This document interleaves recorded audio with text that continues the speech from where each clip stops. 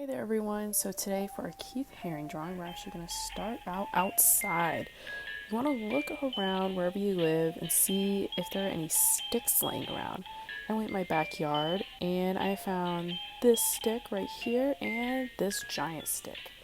So when you're looking at these, you want to make sure it's going to be the size to fit on a piece of paper. So I liked my larger stick a lot more, and I went and broke off parts of the twig. I really want to make sure that it's going to be small enough to fit on my paper, but still have all of those pieces sticking out of it. Once you get back inside, you are going to need a piece of paper. I use colored. You can use white if that's what you have. Your twig that fits your piece of paper.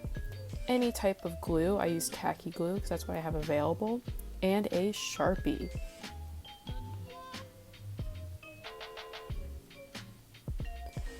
You're going to get your twig, and our goal here is to make a figure just like Keith Haring's drawings. So play around with how it sits on your paper.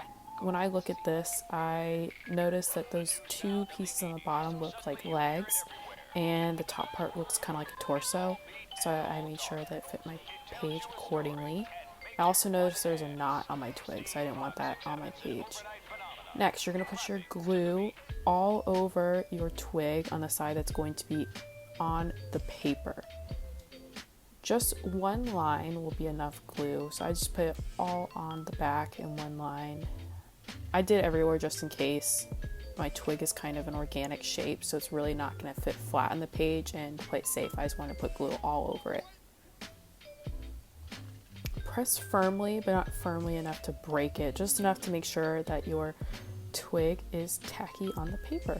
Next, you're going to grab your Sharpie. I started by putting my head on the page, so I drew a big circle at the top coming off the torso, and then I thought about where my arms would be. You have to remember that your figure is going to have a neck, so you want to get that arm in there somewhere, and according to that. And I gave it a forearm as well, and I gave my figure some feet. Now you got a Keith Haring looking little dancing figure. Next up, Keith always had backgrounds, so I drew in a line for the ground. It was a little tricky. You gotta maneuver yourself around your figure to make sure that you get it all the way across. And then I added a fun design to the ground.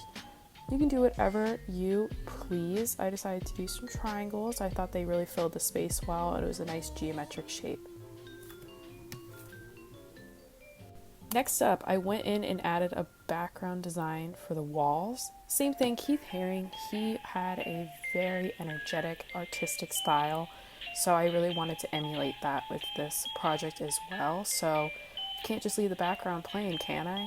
You gotta add some sort of funky pattern. And really have fun with this. Keith Haring was known for all the energy and excitement that his work had, so keep that going. I have my figure looking like he is at a disco, so I wanted to make it look like he was actually at somewhere where you would do some disco dancing.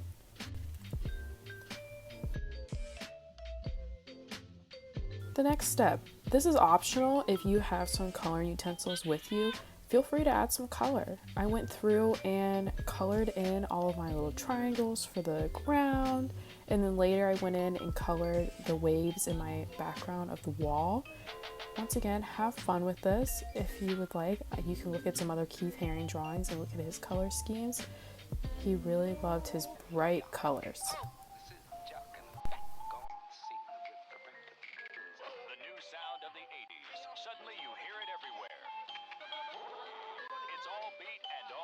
One thing I noticed as I was coloring is that my feet and my arms were not really sticking out as much as I want them to, so I actually grabbed my Sharpie again and emphasized those limbs. So I just made them a little bit thicker so that way they stood out against the colors I used.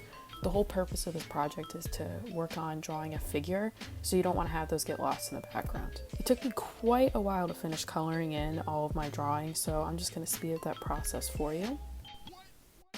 And that is your finished Keith Haring drawing. Make sure that you have everything colored in the background, and I can't wait to see what your finished piece looks like.